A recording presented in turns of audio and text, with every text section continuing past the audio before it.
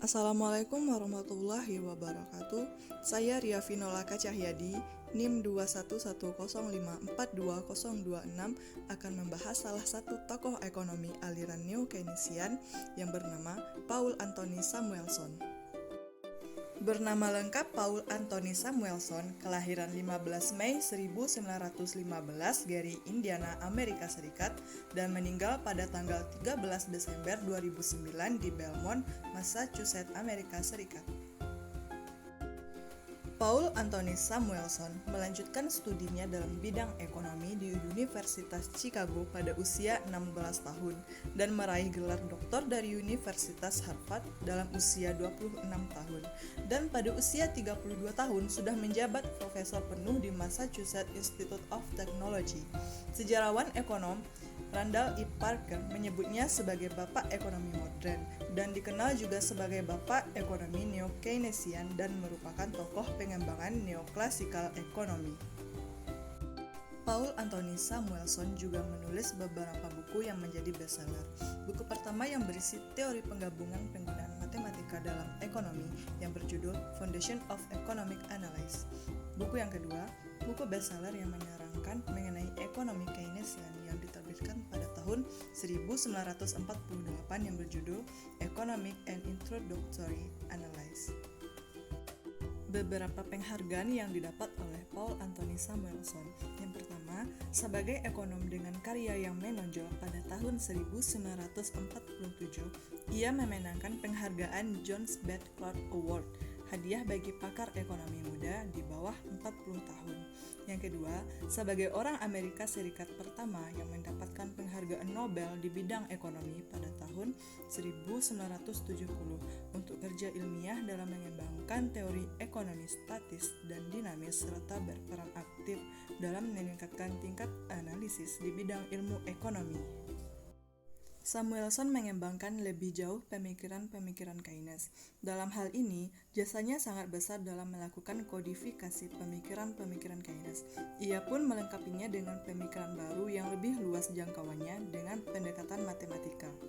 Dalam bukunya yang berjudul Economic, Samuelson secara gamblang memperlihatkan bagaimana perdagangan luar negeri dimasukkan dalam kerangka umum teori ekonomi makro. Atas jasa Samuelson, banyak negara yang lebih terdorong untuk lebih membuka pasarnya terhadap perekonomian internasional, termasuk Indonesia, yang oleh beberapa kalangan justru dinilai terlalu terbuka untuk suatu negara yang sedang berkembang. Ada dua hal yang berjasa dari ulasan Samuelson. Yang pertama, diperlihatkan tentang hubungan timbal balik antara faktor pengganda atau multiplier dan asas akselerator dari beberapa variabel ekonomi seperti investasi, tabungan, dan konsumsi yang berimplikasi bahwa multiplier dan akselerator saling memperkuat perannya dalam jalannya perekonomian secara agregat. Yang kedua, mengenai lalu lintas perdagangan dan pembayaran internasional. Samuelson memperjelas hubungan antara kebijakan fiskal dengan keseimbangan dalam lalu lintas pembayaran internasional.